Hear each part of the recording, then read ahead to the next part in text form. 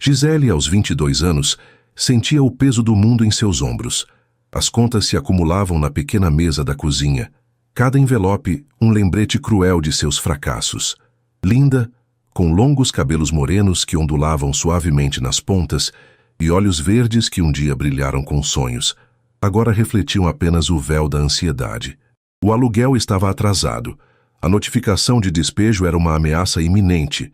E o emprego de meio período na cafeteria mal cobria as despesas mais básicas, transformando cada refeição em um exercício de matemática e racionamento. Seus sonhos de cursar uma faculdade de artes pareciam uma memória distante, uma fantasia de outra vida. Se o desespero da Gisele e esse fio de esperança no começo da nossa história já tocaram seu coração, deixe o seu gostei para eu saber. Aproveita, se inscreve aqui no Histórias que Prendem Você, para descobrir qual caminho o destino reserva para ela. E deixe seu nome nos comentários. Quem sabe ele não aparece com uma saudação especial em uma futura história aqui do canal. Queremos compartilhar narrativas que aquecem a alma e mostram que, mesmo no fundo do poço, um simples erro pode mudar todo o nosso destino. O desespero era um gosto amargo na boca. Em um gesto impulsionado pela última centelha de esperança, ela pegou o pedaço de papel amassado que uma antiga colega lhe dera semanas atrás. Era o contato para uma vaga de assistente pessoal, um emprego que poderia ser a sua salvação, a boia em meio à tempestade. O número, no entanto, estava borrado pela umidade de um copo d'água esquecido sobre o papel. Um dos dígitos era um borrão de tinta, uma incerteza que poderia levar ao tudo ou ao nada. Com os dedos trêmulos, ela escolheu o número que lhe pareceu mais provável e digitou a mensagem mais profissional que seu cérebro cansado conseguiu formular. Cada palavra era uma prece silenciosa, uma garrafa atirada ao mar da tecnologia, enviada a um completo desconhecido. Prezado a senhora, meu nome é Gisele. Escrevo para me candidatar à vaga de assistente. Sou dedicada, organizada e aprendo rápido. Agradeço a oportunidade. Atenciosamente. A mensagem viajou pelos sinais invisíveis que conectam a cidade e pousou com um zumbido discreto no celular de Fernando. Aos 35 anos, do alto de sua cobertura duplex que rasgava o céu de São Paulo, ele tinha tudo que o dinheiro podia comprar, menos a única coisa que realmente desejava: paz. Cercado por um luxo estéril, por mármore frio que parecia sugar o calor do ambiente, e por obras de arte caríssimas que não lhe despertavam emoção alguma, ele se sentia um prisioneiro em sua própria torre de marfim. A barba rala, perfeitamente aparada, servia como uma máscara para o cansaço profundo em seu olhar. Naquele exato momento, ele estava no meio de uma videoconferência crucial com investidores japoneses. Um contrato de fusão bilionário dependia não apenas de números e projeções, mas de uma imagem de estabilidade, de um homem de família, de alguém com raízes. Era uma exigência cultural sutil, mas inflexível, do patriarca da empresa estrangeira. E estabilidade era a última coisa que Fernando possuía desde que sua vida virara de cabeça para baixo. Ele desviou o olhar da tela do notebook para o celular. Uma mensagem de um número desconhecido. Normalmente a ignoraria, mas a formalidade do texto, tão destoante das mensagens que costumava receber, picou sua curiosidade. Ao ler as palavras simples e diretas de Gisele, um sorriso cínico quase imperceptível curvou seus lábios. Um número errado. Uma garota, pelo tom, claramente desesperada. Um erro do destino. E naquele instante, em meio ao discurso monótono do diretor financeiro na tela, uma ideia ousada, arriscada e completamente heterodoxa começou a se formar em sua mente calculista. Ele não precisava de uma assistente. Ele precisava de uma ilusão, precisava de uma fachada crível e rápido, e talvez, apenas talvez, aquela garota com nome simples e texto educado fosse a peça que faltava em seu quebra-cabeça perigoso. O universo, em sua estranha ironia, acabara de lhe entregar uma candidata. Ignorando o olhar confuso de seu advogado do outro lado da mesa, ele digitou uma resposta curta e direta, uma isca lançada em águas desconhecidas. Sua mensagem chegou a mim por engano. No entanto, tenho uma proposta diferente para você. Encontre-me amanhã, às 10 horas, no Café de la Paix. Assunto: Uma oportunidade única. Gisele leu a resposta com o coração aos pulos. Um calafrio percorreu sua espinha. A mensagem era estranha, anônima, quase suspeita. Mas a palavra oportunidade brilhava em sua tela, como um farol na escuridão. Era um ímã poderoso demais para ser ignorado por alguém que se afogava em dívidas. O que mais ela tinha a perder? Sua dignidade já parecia um luxo distante. No dia seguinte, ela revirou seu guarda-roupa modesto em busca de algo que não a fizesse parecer completamente inadequada. Escolheu um vestido preto simples, o único que possuía para ocasiões mais formais, e sapatilhas gastas, mais limpas. Ao entrar no Café de la Paix, um santuário de luxo e sussurros discretos no coração dos jardins, sentiu-se imediatamente um peixe fora d'água. O aroma de café gourmet e croissants de amêndoas pairava no ar, misturando-se ao perfume caro dos clientes. Cada detalhe, dos talheres de prata à porcelana fina, gritava um universo de riqueza do qual ela não fazia parte. Fernando a esperava em uma mesa afastada, estrategicamente posicionada em um canto que oferecia privacidade. Ao vivo, ele era ainda mais intimidador do que qualquer imagem que ela pudesse ter projetado. A beleza austera, o terno de corte impecável que parecia moldado em seu corpo, a aura de poder e controle que o cercava como um campo de força. Ele se levantou brevemente quando ela se aproximou, um gesto de polidez que parecia mais um cálculo do que um ato de cavalheirismo. Senhorita Gisele, presumo. Pontual. Gosto disso. Ele disse, sua voz grave e calma, sem nenhum traço de calor. Sente-se, por favor. Gisele sentou-se na cadeira macia, suas mãos suando frio sobre o colo. Obrigada por me receber, senhor. Fernando, ele completou, dispensando formalidades. Ele fez um sinal para o garçom, que se aproximou instantaneamente. Ela vai querer um suco de laranja, eu o de sempre. Ele não perguntou o que ela queria. Ele decidiu. O silêncio que se seguiu, enquanto o garçom se afastava, foi denso e desconfortável. Gisele sentia o olhar dele sobre si, um olhar analítico, quase predatório, que a média da cabeça aos pés. Ele não fez mais rodeios. Encostou-se na cadeira, unindo as pontas dos dedos. Gisele, serei direto. A vaga de assistente que você procurava não existe. Sua mensagem foi, como eu disse, um engano. O estômago de Gisele despencou.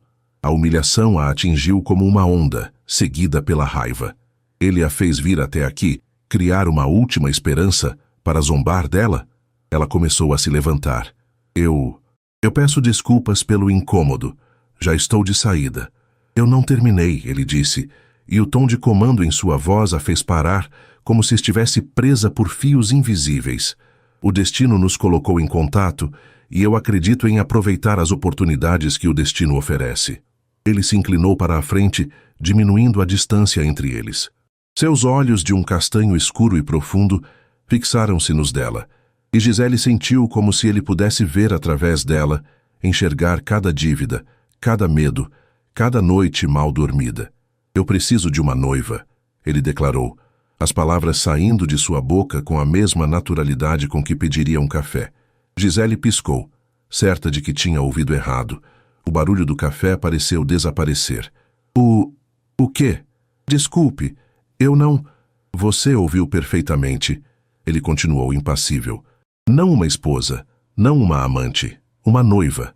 Alguém para me acompanhar em eventos sociais e jantares de negócios por um período de 6 meses. Alguém que possa representar, de forma convincente, o papel da mulher apaixonada e dedicada ao meu lado.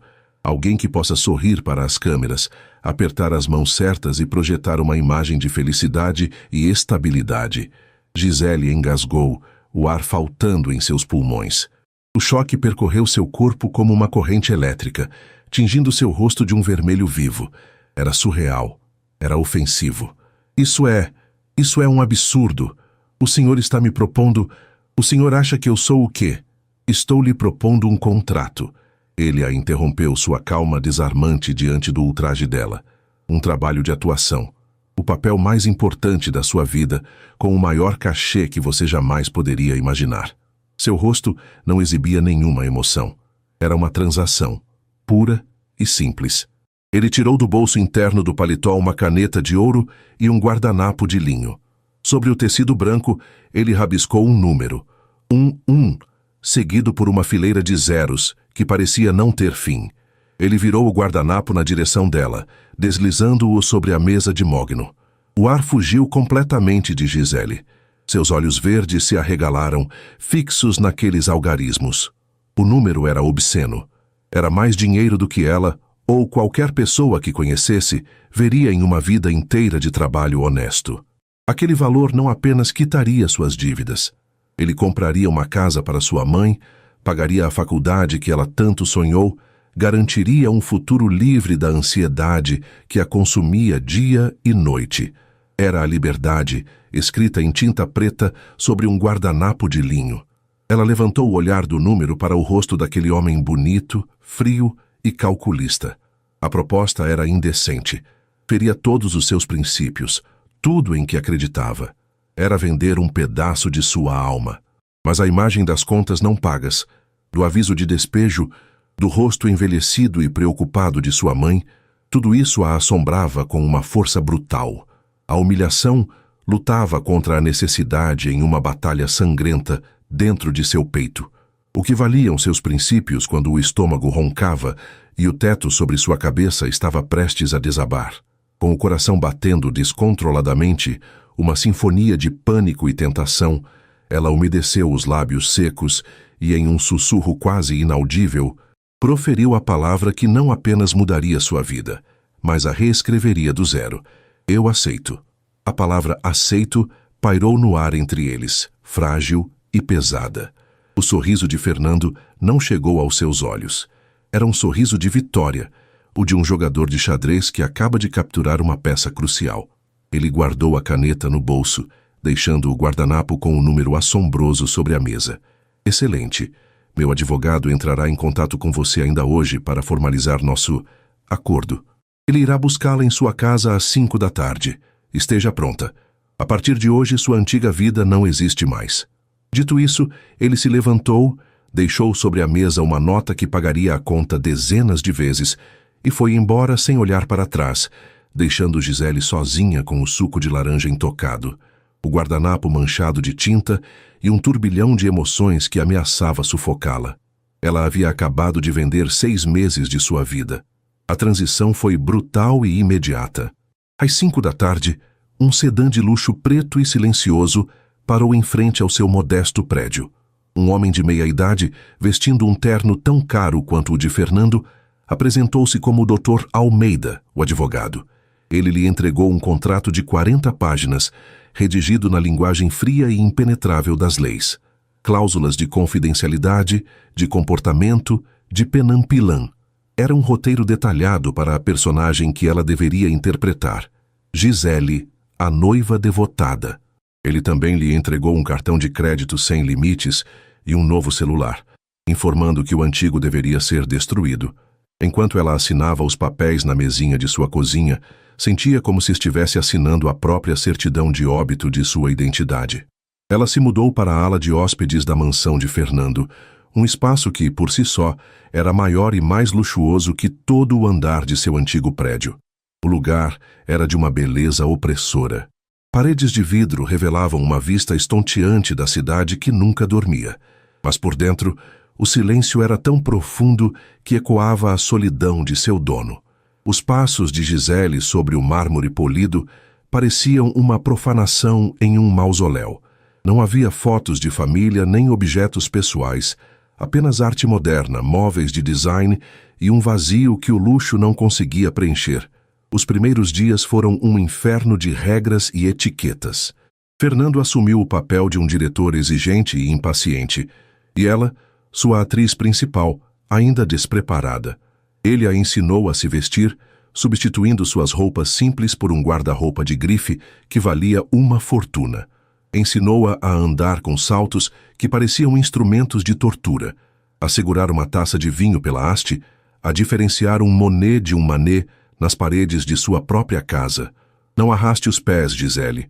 Ande como se o chão fosse seu, ele corrigia, enquanto ela cambaleava pelo corredor. Sorria com os olhos, não apenas com a boca. Um sorriso forçado é pior que uma carranca. Ele instruía antes de saírem para o primeiro jantar de teste. Ele lhe deu uma história de capa para decorar. Conheceram-se em um leilão de arte beneficente. A paixão foi instantânea. Ela era uma estudante de artes de uma família tradicional, porém discreta. Cada detalhe era uma mentira cuidadosamente construída. Gisele se sentia uma boneca sendo vestida e manipulada, sua essência sendo apagada e substituída por um verniz de sofisticação. Em seu íntimo, ela odiava cada segundo daquela farsa. Fernando, por sua vez, sentia uma irritação crescente. Não com ela, mas consigo mesmo. Ele se via forçado a moldar aquela garota genuína em algo que não era, e a facilidade com que ela absorvia suas lições o perturbava. Ele esperava resistência, talvez lágrimas, mas Gisele era resiliente. Havia uma força silenciosa nela, uma dignidade que mesmo os vestidos caros e as regras absurdas não conseguiam apagar. Ele se pegava observando-a quando ela pensava que ele não estava olhando. A forma como ela tocava as pétalas de uma orquídea na sala de estar, com uma delicadeza quase reverente, um gesto de pura e simples admiração que contrastava com a artificialidade de tudo ao redor. Foi então que Gisele começou a enxergar as primeiras fissuras na armadura impenetrável de Fernando. Certa noite, incapaz de dormir naquele quarto gigantesco e impessoal, ela desceu até a cozinha para beber um copo de água. A mansão estava mergulhada na penumbra, exceto por uma luz suave vinda do escritório dele. A porta estava entreaberta. Curiosa, ela espiou. Fernando estava de costas para a porta, sentado em sua poltrona de couro, não olhando para a tela de um computador ou para papéis de negócios. Em suas mãos, ele segurava uma pequena moldura de prata. Ele não fazia nada. Apenas olhava para o objeto com uma concentração tão intensa, uma tristeza tão profunda, que parecia uma ferida aberta. Gisele não conseguiu ver a foto, mas a vulnerabilidade na postura daquele homem poderoso a atingiu em cheio. Ali não estava o milionário frio e calculista, mas um homem assombrado por uma perda que o dinheiro não podia curar. Ela recuou em silêncio, o coração apertado por um sentimento novo e confuso, algo perigosamente próximo da compaixão. Ele, por sua vez, encontrou em Gisele uma lufada de ar fresco em sua vida estéril e programada. Ele estava acostumado com mulheres que o olhavam com cifras nos olhos, que calculavam o valor de cada presente, de cada palavra. Gisele era diferente. Apesar da situação humilhante, sua pureza o desarmava. Numa manhã, ele desceu para a cozinha e foi recebido não pelo silêncio de sempre, mas pelo cheiro rico e acolhedor de café fresco sendo coado. Gisele, usando um dos roupões de seda que ele mandara comprar, estava de costas para ele, cantarolando uma melodia suave enquanto preparava o café em um coador de pano simples que ela trouxera de sua antiga casa. "O que você está fazendo?" "A máquina expressa faz um café excelente", ele disse, a voz mais ríspida do que pretendia. Ela se virou um pouco assustada, mas com um brilho desafiador nos olhos verdes. "Essa máquina faz uma bebida. Eu faço café. Tem cheiro de casa." Fernando ficou sem resposta. Aquele aroma o transportou para um tempo esquecido, para a cozinha de sua avó, para uma simplicidade que ele havia perdido há muito tempo. Pela primeira vez, ele não bebeu o expresso amargo de sempre. Bebeu o café de Gisele, forte e doce, e sentiu um calor que não vinha apenas da bebida. A linha tênue entre a farsa e a realidade começou a se apagar em pequenos momentos. Um toque de mãos que durava um segundo a mais do que o necessário quando ele a ajudava a descer do carro. Um olhar trocado sobre a taça de vinho em um jantar de negócios, uma comunicação silenciosa que só os dois entendiam. A risada genuína dela quando o sócio dele contou uma piada sem graça. Uma risada que ecoou pela sala de jantar suntuosa e fez Fernando erguer o olhar, surpreso pelo som melodioso e vivo. O ponto de virada aconteceu em um jantar para selar as fases preliminares do acordo com os investidores japoneses. O evento era crucial. A tensão era palpável. Um dos concorrentes de Fernando, um homem chamado Ricardo, conhecido por sua arrogância e métodos sujos, estava presente. Ricardo se aproximou da mesa deles, um sorriso de deboche nos lábios. "Fernando, meu caro, sempre um prazer. E essa deve ser a sua..." Mais recente aquisição, disse Ricardo, olhando para Gisele de cima a baixo com desprezo mal disfarçado. Diga-me, ela veio com um manual de instruções? Fernando enrijeceu, a fúria gelada subindo por suas veias. Ele estava prestes a retaliar com uma acidez cortante que destruiria a reputação de Ricardo, mas Gisele foi mais rápida. Ela se virou para Ricardo, um sorriso sereno e enigmático nos lábios. Senhor Ricardo, que gentileza a sua. Fernando fala tanto sobre o senhor. Ele diz que admira sua persistência. É preciso muita coragem para continuar tentando depois de tantos fracassos, não é mesmo? Ela disse, a voz doce como mel, mas as palavras afiadas como navalha. E não se preocupe comigo, eu aprendo rápido. Já aprendi, por exemplo, a diferenciar homens de valor de meros oportunistas. Tenha uma boa noite. Um silêncio chocado caiu sobre a mesa. Ricardo ficou boquiaberto, o rosto vermelho de fúria e humilhação, antes de se afastar resmungando. Fernando olhou para Gisele, absolutamente atônito. Ela não apenas o defendeu, mas o fez com uma classe e uma inteligência feroz que desarmou o oponente sem causar uma cena. Ela o protegeu. Mais tarde naquela noite, a adrenalina do confronto ainda pulsando, ele a encontrou na varanda da suíte master, observando as luzes da cidade. O vento da noite agitava seus longos cabelos escuros. Você foi incrível hoje, ele disse, a voz mais suave e rouca do que o normal. Ele parou ao lado dela, a sua presença aquecendo o ar frio. Eu só fiz o meu papel, ela respondeu, sem conseguir encará-lo, sentindo o coração bater forte contra as costelas. Proteger a sua imagem. Está no contrato. Não. Ele se aproximou mais, sua sombra cobrindo a dela. Aquilo não foi o contrato. Aquilo não era a atriz, era a Gisele. Ele ergueu o queixo dela com o dedo, forçando-a a encontrar seu olhar. Naquele momento, sob o céu estrelado de São Paulo, não havia contrato, não havia dinheiro, não havia farsa.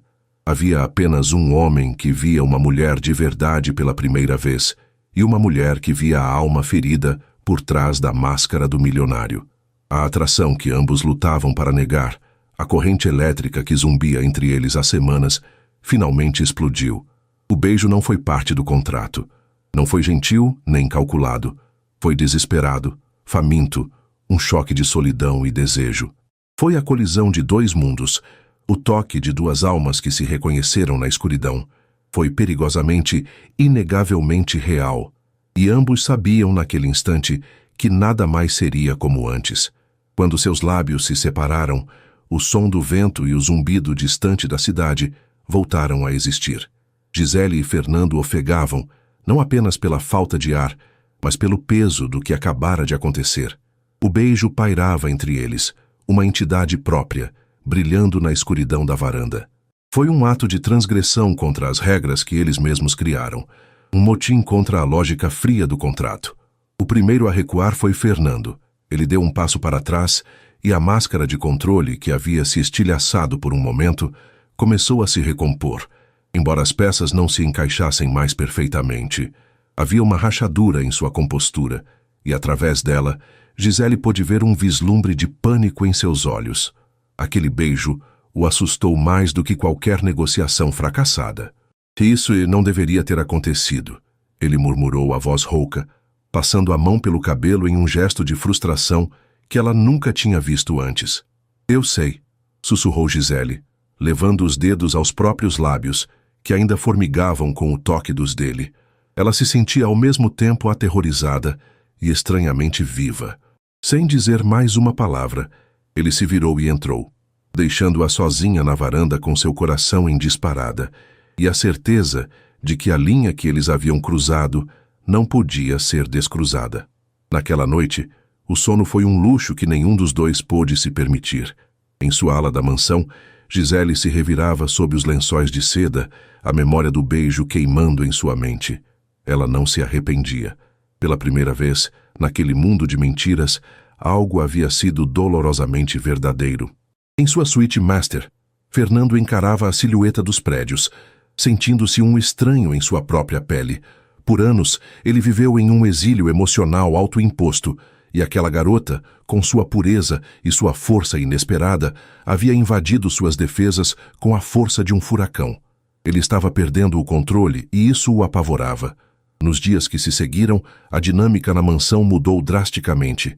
A formalidade forçada deu lugar a uma tensão elétrica carregada de significado não dito. Durante o dia, eles tentavam manter a farsa do profissionalismo, mas era um teatro fraco.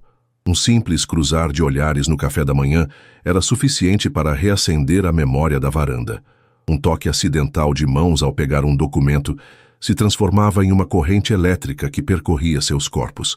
A relação profissional desmoronou, dando lugar a uma paixão avassaladora, vivida em segredo nos cantos daquela mansão gigantesca. A farsa para o mundo exterior continuava, mas dentro daquelas paredes de vidro e mármore, eles começaram a construir uma verdade própria. Os beijos roubados na biblioteca, escondidos entre prateleiras de livros que ninguém lia. As conversas sussurradas tarde da noite na cozinha, onde as máscaras finalmente caíam. Ela descobriu que o milionário frio tinha um senso de humor seco e inteligente, que ele amava filmes antigos de faroeste e que a foto na moldura de prata era de seus pais, que ele perdeu em um acidente de carro quando tinha apenas 19 anos. Aquele evento o forçou a amadurecer rápido demais, a assumir o império da família e a construir uma fortaleza ao redor de seu coração. Ele, por sua vez, descobriu a mulher por trás da beleza estonteante. Descobriu que Gisele sonhava em pintar paisagens, e sua risada era a coisa mais genuína que ele já tinha ouvido, e que ela possuía uma sabedoria sobre a vida que envergonhava sua própria visão cínica do mundo. Ele se pegou buscando a companhia dela, não por causa do contrato, mas porque a presença dela aplacava a solidão que era sua companheira constante. Eles encontraram um no outro o refúgio que não sabiam que procuravam. Gisele se apaixonou perdidamente pelo homem por trás do milionário, e Fernando, contra todo seu instinto de autopreservação, se apaixonou pela mulher que o via de verdade. A mansão, antes um mausoléu silencioso, começou a ganhar vida. O som da risada de Gisele ecoava pelos corredores. O cheiro de bolo de fubá, uma receita de sua mãe que ela insistiu em fazer, impregnava a cozinha. Pequenos vasos com flores silvestres que ela colhia no jardim começaram a aparecer em lugares inesperados. Gisele estava inconscientemente transformando aquela casa em um lar. E Fernando, para seu completo espanto, estava gostando. Mas a realidade, como uma credora implacável, sempre vem cobrar sua dívida. Começou sutilmente, uma onda de tontura enquanto ela provava um vestido para um evento de gala. Um enjoo persistente pela manhã, que ela inicialmente atribuiu ao estresse e à mudança de rotina. O cheiro do café de Fernando, que antes a confortava, agora lhe revirava o estômago. No início, ela ignorou os sinais, com medo de confrontar o que seu corpo lhe dizia. Até que, em uma tarde, enquanto Fernando estava em uma longa reunião, a suspeita se tornou uma certeza aterrorizante. Ela estava atrasada. Com o coração martelando no peito, ela usou o cartão de crédito que ele lhe dera para pedir uma entrega discreta de uma farmácia. O motoboy entregou o pequeno pacote para a empregada, que o deixou sobre a cama de Gisele sem fazer perguntas. As mãos dela tremiam tanto que mal conseguiu abrir a caixa. No banheiro suntuoso, com suas torneiras de ouro e mármore importado, ela se sentia pequena e assustada. Seguiu as instruções, deixou o teste sobre a pia e esperou. Foram os 3 minutos mais longos de sua vida. Cada segundo era uma eternidade de medo e esperança. Quando ela finalmente virou o pequeno objeto de plástico, o mundo parou. 2 linhas, nítidas, inequívocas, cruéis. Grávida. Uma onda de pavor gelado a percorreu, seguida imediatamente por um instinto feroz e protetor que ela não sabia que possuía. Uma mão voou para seu ventre liso. Um bebê. Um filho dele. O fruto daquelas noites secretas, da paixão que floresceu no terreno infértil de um contrato. As lágrimas vieram, uma mistura de pânico e uma estranha, avassaladora ternura. O que ela faria? O que ele faria? Ela passou o resto da tarde em um torpor, tentando processar a magnitude da situação. A chegada de Fernando no início da noite a tirou de seu transe. Ele entrou no quarto dela, algo que se tornara um hábito, e sorriu ao vê-la. O sorriso genuíno que era reservado apenas para ela. Dia longo, disse ele, afrouxando a gravata. Senti sua falta. Ao ver a expressão no rosto dela, o sorriso dele desapareceu. Gisele, o que aconteceu? Você está pálida. Com as mãos ainda tremendo e o coração cheio de uma mistura caótica de pavor e esperança, ela não conseguiu formar as palavras. Em vez disso, ela estendeu a mão e lhe mostrou o teste de farmácia. Fernando pegou o objeto olhando-o com confusão, que rapidamente se transformou em choque e incredulidade. Ele olhou do teste para o rosto dela e depois para o ventre dela, como se pudesse ver a mudança. A cor sumiu de seu rosto. O calor, a intimidade, tudo o que eles haviam construído nas últimas semanas desapareceu de seus olhos, substituído pela máscara fria e impenetrável do homem de negócios que ela conhecera no café. Ele não disse nada. Apenas se virou e começou a andar de um lado para o outro pelo quarto luxuoso, passando as mãos pelo cabelo repetidamente. O silêncio era mais ensurdecedor do que qualquer grito. Isso complica tudo, Gisele. Ele finalmente murmurou, a voz tensa, evitando o olhar dela a todo custo. O contrato, o acordo com os japoneses, o cronograma, um bebê não estava nos planos. As palavras dele foram como cacos de vidro no coração dela. Planos, cronograma. Ele estava falando da vida que crescia dentro dela, como se fosse um item indesejado em uma planilha. Nós precisamos resolver isso, ele continuou, o cérebro de executivo assumindo o controle, buscando soluções, gerenciando a crise. Dinheiro não será um problema. Você terá tudo o que precisar. O melhor acompanhamento, um apartamento excelente, uma pensão generosa. Nós vamos gerenciar essa situação. Aquelas palavras a destruíram. A esperança frágil que ela nutria se despedaçou em 1 milhão de pedaços. Lágrimas de dor e traição que ela segurava com todas as forças finalmente rolaram por seu rosto. Resolver isso? Ela repetiu, a voz embargada, mal acreditando no que ouvia. Gerenciar a situação. Fernando, você está falando do nosso filho como se fosse um problema de negócios, uma complicação no seu contrato? Ele parou de andar e finalmente a encarou, mas não havia amor em seu olhar, apenas o peso de um problema inesperado. Gisele, precisamos ser práticos. Práticos? Ela riu, um som quebrado e sem alegria. Eu me apaixonei por você, seu idiota. Eu achei que você também. Eu achei que o que tínhamos era real. O soluço a interrompeu. Mas agora eu vejo. Eu não passo de uma complicação. O nosso filho não passa de um problema a ser resolvido com dinheiro. Eu não posso fazer isso, Fernando. Eu não vou transformar a vida do meu filho em mais uma cláusula de contrato.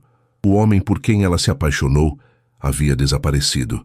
Em seu lugar estava o milionário frio e calculista para quem ela não era nada mais que um ativo, e o filho deles, um passivo. E naquela noite, com o coração partido, Gisele tomou uma decisão. Ela não podia ficar ali. Não podia deixar seu filho nascer naquele mundo de mentiras e transações frias. As palavras dele, resolver, gerenciar, complicação, ecoaram na mente de Gisele muito depois de ele ter saído do quarto, deixando-a com os destroços de seu coração. Ela não chorou mais. As lágrimas secaram, substituídas por uma clareza fria e cortante. O homem por quem ela se apaixonara não existia. Tinha sido uma miragem, um personagem que o próprio Fernando interpretara nos intervalos de seu papel principal como o magnata impiedoso. Ela tinha sido tola em acreditar que a intimidade deles era mais forte do que a natureza calculista dele. O amor, para ele, era apenas mais uma variável em uma equação complexa, e o filho deles, um erro de cálculo a ser corrigido. Naquela mesma noite, enquanto ele se trancava no escritório, provavelmente já em telefonemas com advogados e assistentes para gerenciar a situação, Gisele agiu. O torpor deu lugar a uma determinação silenciosa e feroz. O instinto de proteção, não apenas por si mesma, mas pela vida minúscula e inocente que carregava, tornou-se sua única bússola. Ela se moveu pela mansão como um fantasma, cada passo um eco de uma felicidade que agora parecia uma mentira. Entrou no closet gigantesco, um santuário de alta costura que ele construíra para sua noiva. Os vestidos de seda, os sapatos de sola vermelha, os casacos de cachemir, tudo parecia uma fantasia de outra pessoa. Com gestos metódicos, ela tirou o roupão de seda que vestia, e o dobrou cuidadosamente sobre uma poltrona. Procurou no fundo do armário a pequena mala com a qual havia chegado, contendo suas roupas simples e gastas. Vestiu sua calça jeans antiga e uma camiseta de algodão.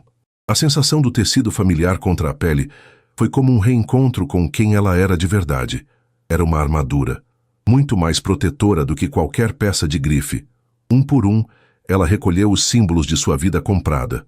O colar de diamantes que ele lhe dera depois da noite em que o defendeu de Ricardo. A pulseira de platina que marcou o primeiro mês do contrato. O cartão de crédito de titânio, preto e sem limites, que poderia comprar o mundo, mas não a paz. Ela colocou tudo sobre a cama perfeitamente arrumada, em cima do vestido de gala mais caro que possuía. Uma oferenda ao deus do dinheiro que ele servia. Por último, pegou um bloco de notas do hotel que estava na escrivaninha e a caneta. Sua mão não tremeu. As palavras vieram simples e diretas. Um contraste com a complexidade de seus sentimentos. Fernando, você me ofereceu um contrato, e eu cumpri minha parte. Mas um filho não faz parte de nenhuma cláusula. Ele não é uma complicação a ser resolvida ou um problema a ser gerenciado. Ele é uma vida, e ele merece nascer do amor, não de uma transação comercial. Estou deixando para trás tudo o que você me deu, porque nada disso jamais foi meu de verdade. Levo comigo a única coisa que é real, a única coisa que importa. Não nos procure. Construiremos nossa própria vida, longe do seu mundo. Adeus, Gisele. Ela não assinou como sua noiva. Apenas Gisele, o nome que sua mãe lhe deu. Deixou o bilhete ao lado das joias. Um testamento silencioso de sua decisão. Com a pequena mala em mãos, ela caminhou descalça pelos corredores de mármore frio. Passou pela biblioteca, onde trocaram o primeiro beijo secreto, e sentiu uma pontada de dor. Passou pela cozinha, onde o cheiro do café dela havia começado a transformar a casa em lar. Passou pela porta do escritório dele, de onde vinha o som abafado de sua voz, firme e controladora, falando ao telefone. Ela parou por um instante, a mão sobre o ventre, como se fizesse uma promessa silenciosa ao seu filho. Nós vamos ficar bem. E então, na calada da madrugada, ela abriu a porta dos fundos, destinada aos empregados, e saiu para a noite fria de São Paulo. A liberdade nunca pareceu tão assustadora. Fernando terminou a última chamada perto das 3 da manhã. Ele havia falado com seu advogado, seu chefe de segurança, seu diretor financeiro. Havia traçado cenários, analisado riscos, planejado contingências. Fez tudo o que foi treinado para fazer, transformar um problema emocional em um desafio logístico. Mas quando o silêncio finalmente caiu, a adrenalina da crise se dissipou, deixando para trás um resíduo amargo de inquietação. Ele se sentia um canalha. As palavras dele ecoavam em sua própria mente e soavam ainda mais cruéis no silêncio. Resolver isso, gerenciar a situação. Ele não a via daquela forma. Ouvia. O pânico o havia dominado. A notícia de um filho, de uma responsabilidade tão permanente e incontrolável, havia demolido suas defesas. O amor por ela era uma coisa. Ele estava começando a aceitá-lo, a desejá-lo, mas um bebê, era a materialização de um futuro que ele nunca se permitira imaginar. Um futuro vulnerável, cheio de amor e, portanto, cheio de potencial para a dor. E seu instinto, afiado pela perda de seus pais, foi recuar, construir muros, transformar o sentimento em negócio. Cansado, ele subiu as escadas. Amanhã, ele pensou. Amanhã eu conserto isso. Peço desculpas, explico meu medo. Nós vamos encontrar um jeito, juntos. A esperança era uma pequena chama em seu peito. Ele foi até a ala de hóspedes, esperando encontrá-la acordada, talvez chorando. Queria vê-la, mesmo que ela o odiasse naquele momento. A porta do quarto estava entreaberta. Ele entrou. O quarto estava impecável, silencioso e vazio. Um calafrio percorreu sua espinha. Onde ela estava? Seus olhos varreram o cômodo e pousaram na cama. E então ele viu. O monte de joias brilhando sob a luz fraca. O cartão de crédito preto. E o bilhete. Seus pés pareceram de chumbo enquanto ele se aproximava. Ele pegou o pequeno pedaço de papel. As palavras dela eram como socos no estômago. Cada frase desmantelava a armadura que ele passara a noite inteira reconstruindo. Ele merece nascer do amor, não de uma transação comercial. A frase o quebrou. Ela havia entendido sua reação não como medo, mas como um insulto final, uma prova de que, para ele, tudo tinha um preço. O pânico que sentira antes não era nada comparado à onda de terror gelado que o engoliu agora. Ela se foi. De verdade. Ele correu para o closet. Vazio, exceto pelas roupas caras que ele comprara. As coisas dela, as poucas que ela trouxera, haviam sumido. A ausência dela era um vácuo físico, um buraco negro no centro de sua existência perfeitamente ordenada. Não, ele sussurrou para o quarto vazio. A negação foi inútil. A realidade o esmagava. Sua primeira reação foi a de sempre: poder. Ele pegou o celular, a mão tremendo de raiva e desespero. Ligou para seu chefe de segurança, um ex-militar eficiente e discreto. Marcos, é o Fernando. A Gisele. Ela saiu. Desapareceu. Eu a quero encontrada. Agora. Use todos os recursos.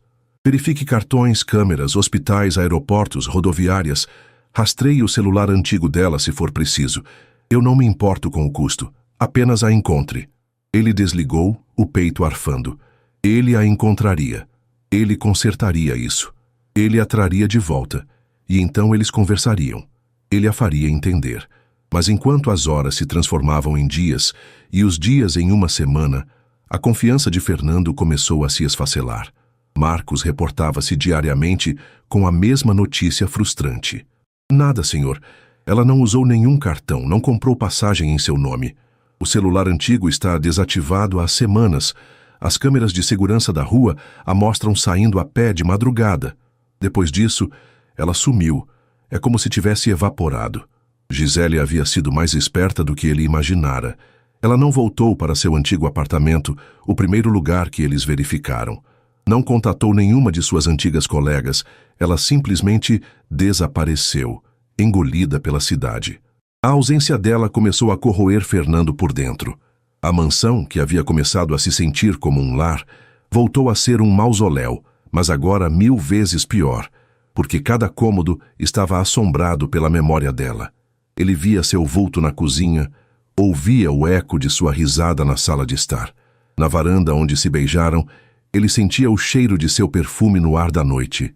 O luxo que o cercava tornou-se um lembrete constante de seu fracasso.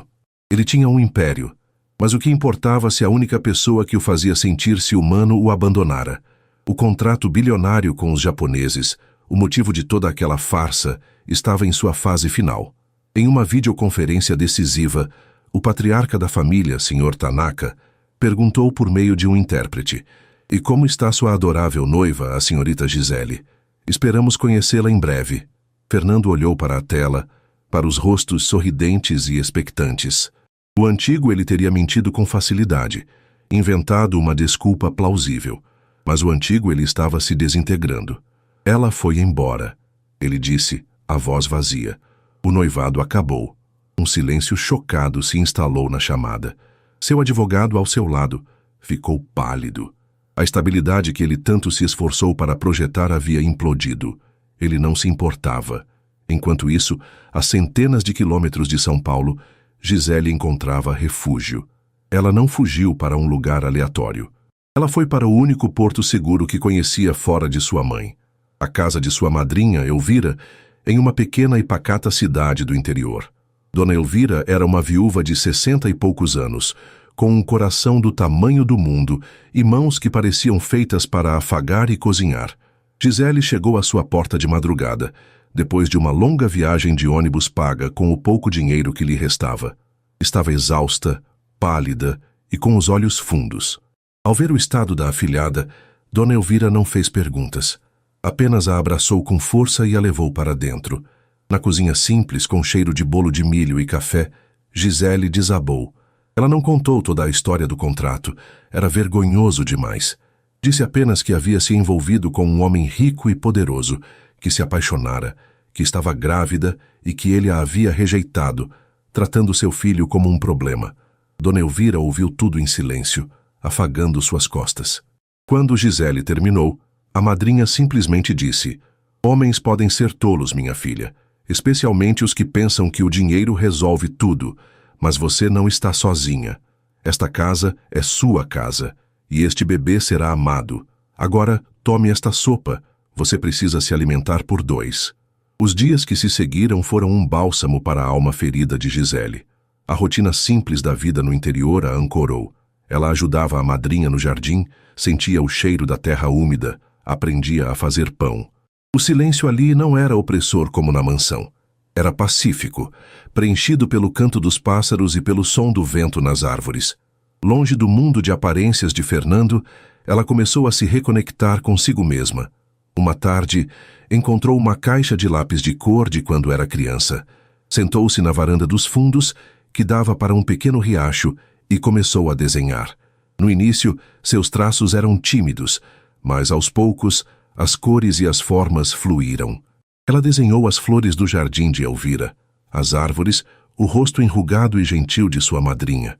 Estava redescobrindo a paixão que a vida dura na cidade grande havia lhe roubado. E pela primeira vez em muito tempo, sentiu uma pontada de esperança. Ela seria mãe, ela seria artista, ela seria suficiente. Em São Paulo, Fernando definhava. A notícia do rompimento do noivado se espalhou, e o acordo com os japoneses foi suspenso indefinidamente. Seus sócios estavam furiosos, mas ele não conseguia reunir energia para se importar com os milhões que estava perdendo. Passava as noites em seu escritório, não trabalhando, mas olhando para o bilhete de Gisele, que ele guardava na gaveta como uma relíquia sagrada. Certa noite, em um ato de desespero, ele pegou a moldura de prata com a foto de seus pais. Olhou para o rosto sorridente deles, congelados em um tempo em que a vida era cheia de promessas. Seu pai era um homem poderoso, assim como ele, mas também era um homem que amava sua esposa e seu filho abertamente, sem medo. O que ele diria se visse o que Fernando havia se tornado? Um covarde, escondido atrás de sua fortuna. Foi então que a epifania o atingiu, uma clareza tão dolorosa e ofuscante quanto uma luz de emergência. Ele não reagiu à gravidez de Gisele com frieza porque não a amava. Ele reagiu daquela forma precisamente porque a amava. Ele a amava com uma intensidade que o aterrorizava.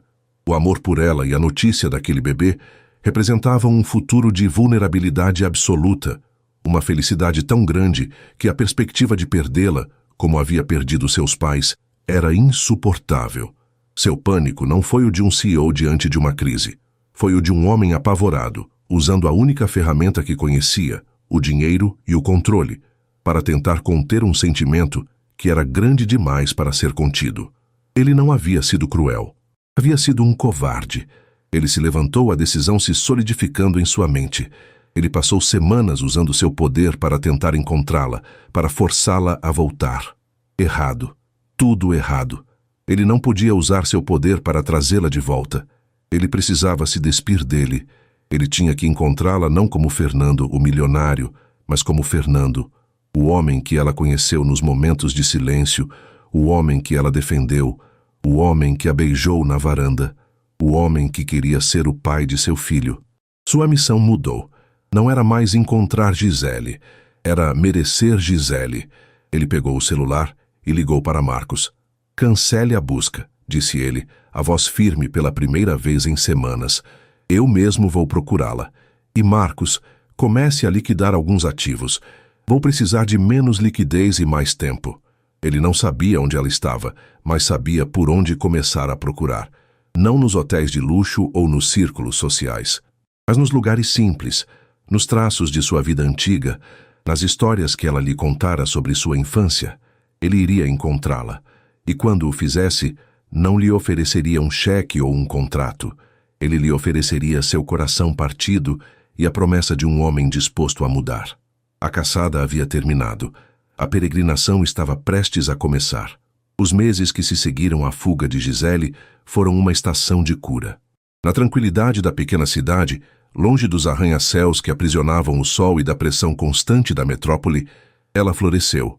Sua gravidez, antes uma fonte de pânico, tornou-se sua âncora. Cada mudança em seu corpo era um milagre que ela abraçava com uma serenidade recém-descoberta.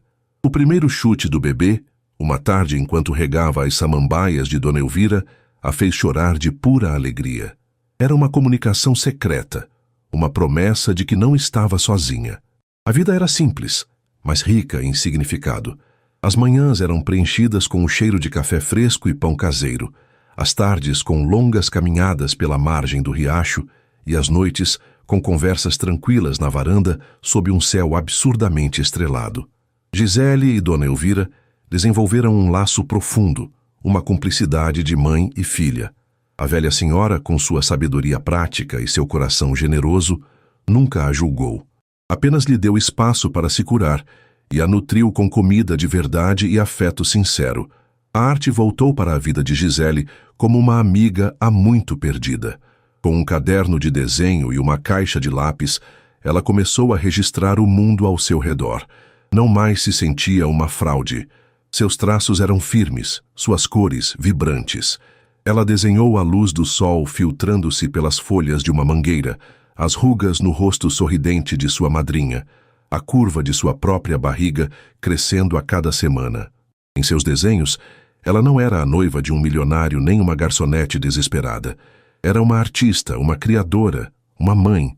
Ela ainda pensava em Fernando. Era impossível não o fazer.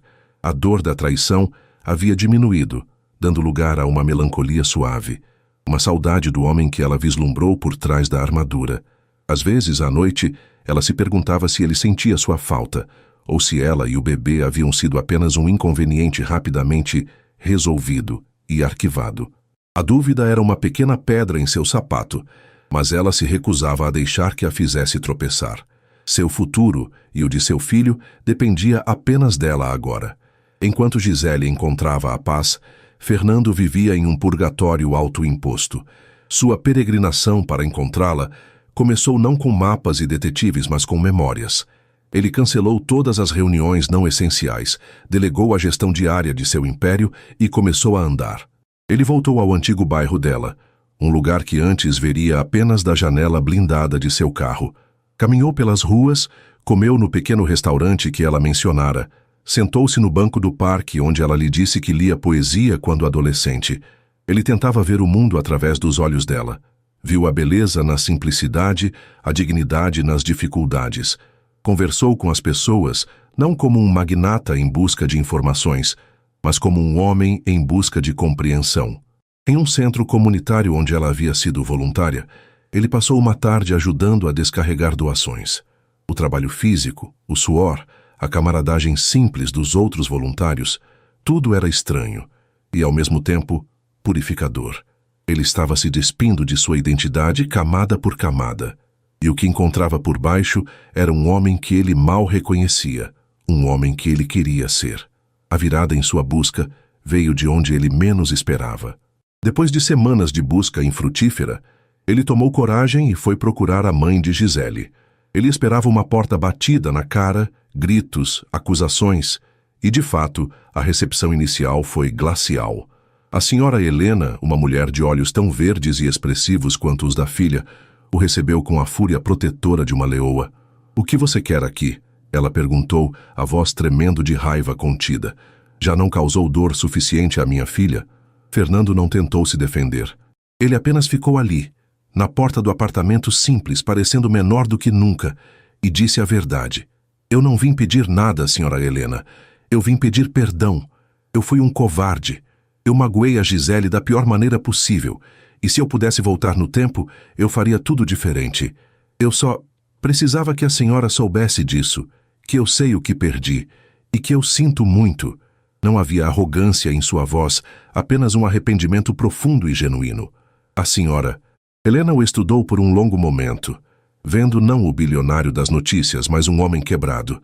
Ela viu a dor nos olhos dele, uma dor que espelhava a que vira nos olhos da filha. Seu coração de mãe amoleceu. "Minha filha é forte", disse ela por fim. "Mais forte que você ou eu. Ela não precisa de um homem para salvá-la." "Eu sei", respondeu Fernando, a voz embargada. "Eu não quero salvá-la. Eu quero ter a honra de amá-la. É diferente." Aquelas palavras a convenceram. Ela não lhe deu o endereço, mas lhe deu uma pista, um fio de esperança. Quando era pequena, Gisele passava os verões em Itajubá, na casa da madrinha dela, Elvira. Ela sempre disse que aquele era o lugar mais feliz do mundo para ela. Itajubá. O nome ecoou na mente de Fernando. Era tudo o que ele precisava. A viagem de carro até o interior foi uma jornada em si. Ele dirigia um SUV comum, empoeirado da estrada, sentindo a ansiedade e a esperança crescendo a cada quilômetro que deixava a selva de pedra para trás. O verde da paisagem, o ar limpo, tudo parecia pertencer a um outro mundo, o mundo de Gisele. Ao chegar à cidadezinha pacata, seu coração batia descontroladamente. Ele não usou seu poder ou influência. Parou em uma padaria, comprou um café e, com uma foto de Gisele no celular, perguntou timidamente à senhora do balcão se conhecia aquela moça. Claro, meu filho. É a Gisele, afilhada da Elvira, uma menina de ouro. A casa dela é logo ali, no final da rua do Riacho, aquela com as buganvílias na cerca. Ele agradeceu, as mãos tremendo. Estacionou o carro a uma distância segura e caminhou o resto do caminho, cada passo uma prece. E então ele a viu. Gisele estava no jardim de costas para ele, regando um canteiro de tomates. O sol da tarde iluminava seus cabelos longos e seu perfil sereno. Ela usava um vestido simples, florido, e sua barriga, agora proeminente, revelava uma gravidez de vários meses. Ela estava mais linda do que em qualquer vestido de alta costura. Havia uma paz nela, uma força tranquila que o deixou sem fôlego. Por um momento, ele apenas ficou ali, do outro lado da cerca, um peregrino que finalmente alcançara seu santuário. Ele deu um passo e o estalar de um galho seco sob seu pé a fez se virar. Os olhos verdes dela se arregalaram. O choque inicial foi rapidamente substituído por uma máscara de cautela. Sua mão voou instintivamente para o ventre, um gesto protetor que o atingiu como uma faca. Ela não disse nada, apenas o encarou, o regador ainda em sua mão. Nesse momento, Dona Elvira apareceu na porta, secando as mãos em um avental, pronta para intervir. Fernando ergueu as mãos em um gesto de rendição. Ele sabia como devia parecer. A barba por fazer, as roupas amassadas da viagem, os olhos fundos de noites mal dormidas. Ele não parecia um milionário. Parecia um náufrago. Gisele, ele começou a voz rouca. Por favor, só me escute. Ele deu um passo à frente, abriu o portão de madeira e entrou no jardim. Parou a uma distância respeitosa. Do bolso interno de sua jaqueta, ele não tirou um cheque, mas um maço de papéis rasgados, o contrato deles. Ele abriu a mão e deixou que os pedaços caíssem ao chão, espalhando-se na grama como folhas mortas.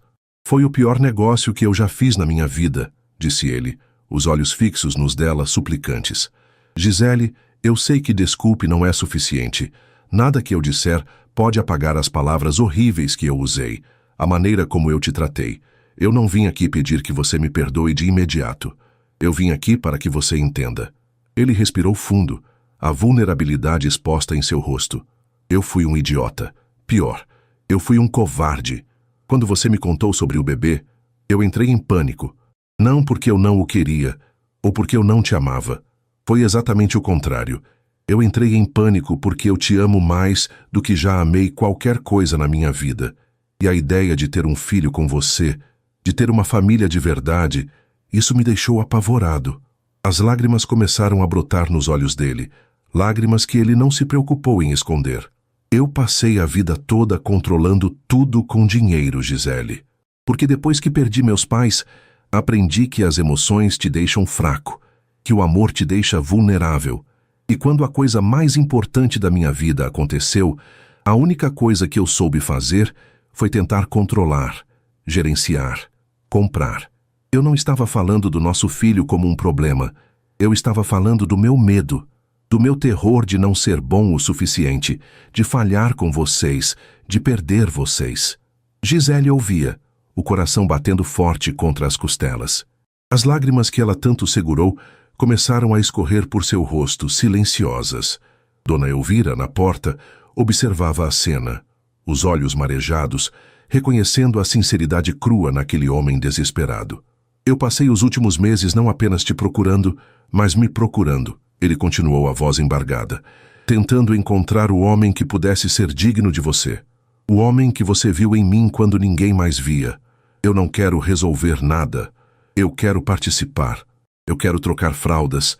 Quero passar noites em claro. Quero segurar a sua mão. Eu quero ouvir nosso filho me chamar de pai.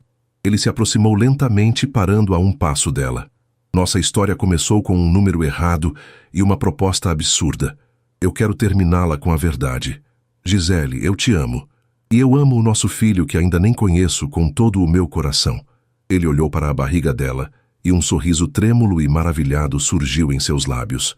Eu quero ser um pai para o nosso filho, para o nosso Lucas.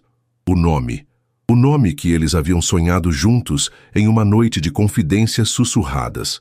Aquilo a desarmou completamente. O soluço que ela segurava escapou. E então, ele fez o que seu coração o mandava fazer. Ele se ajoelhou ali mesmo, na terra úmida do jardim, sujando o jeans caro que nem percebia mais que usava. Ele segurou as mãos dela, as mãos que carregavam um pouco de terra do canteiro. Gisele, casa comigo. De verdade desta vez. Sem contrato, sem cláusulas, sem mentiras, apenas eu e você para sempre. Por favor, me dê a chance de te fazer feliz, de ser o homem que você e o Lucas merecem. As lágrimas de Gisele desta vez não eram de dor, mas de uma felicidade tão intensa que transbordava. Era a redenção, era a verdade, era o amor vencendo o medo. Em meio aos soluços, sua resposta foi um sussurro claro e forte. Sim, eu caso com você. Meses depois, a antiga mansão fria estava irreconhecível. As paredes de vidro ainda mostravam a cidade deslumbrante, mas agora a vista competia com a vida que acontecia do lado de dentro. Tapetes macios cobriam o mármore, e brinquedos coloridos estavam espalhados pelo chão da sala de estar. Um móbile de planetas girava suavemente sobre um berço no quarto, que antes era um escritório estéril. O cheiro constante na casa não era mais de produtos de limpeza caros, mas de leite de bebê e do perfume suave de Gisele. E o som mais constante era o choro forte e saudável do pequeno Lucas, invariavelmente seguido pelos passos apressados de seu pai. Fernando, o magnata que um dia comandou salas de reuniões com um olhar, agora era um especialista em aquecer mamadeiras na madrugada e fazer caretas para arrancar um sorriso banguela de seu filho. Seus negócios ainda prosperavam, mas sua prioridade havia mudado de forma irrevogável. Seu maior ativo era o tempo que passava com sua família. Naquela tarde, Gisele estava em um canto da sala que havia se tornado seu ateliê, finalizando um retrato a carvão de Fernando, segurando Lucas adormecido no peito. Ela olhou da tela para a cena real que acontecia no sofá à sua frente. Fernando, em uma camiseta simples, ninava o filho com uma ternura que ainda fazia o coração dela doer de tão bonito. Ele sentiu o olhar dela e sorriu, aquele sorriso que era só para ela. Ele se levantou com cuidado, colocou Lucas no berço e caminhou até ela. Ele a abraçou por trás, apoiando o queixo em seu ombro e olhando para o desenho. Você me faz parecer melhor do que eu sou, ele sussurrou em seu ouvido. Não, respondeu ela, virando a cabeça para beijá-lo suavemente. Eu só desenho o que eu vejo. Ele a apertou mais forte, inalando o cheiro dela. Olhou para o filho dormindo, para a mulher que amava, para a arte que enchia sua casa de alma. Ele havia entrado em sua vida por engano, mas ela o consertara por completo. Ele finalmente estava em casa. E assim, com a promessa de um futuro repleto de amor, termina a jornada de Gisele, Fernando e do pequeno Lucas. E aí gostou de ver como um simples erro em uma mensagem pôde construir uma família e transformar duas vidas para sempre? Se essa trama te prendeu e você acredita que o amor verdadeiro pode consertar qualquer erro, então não se esqueça.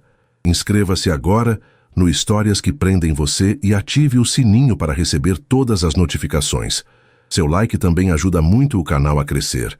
Muito obrigado pela companhia e te espero na próxima história.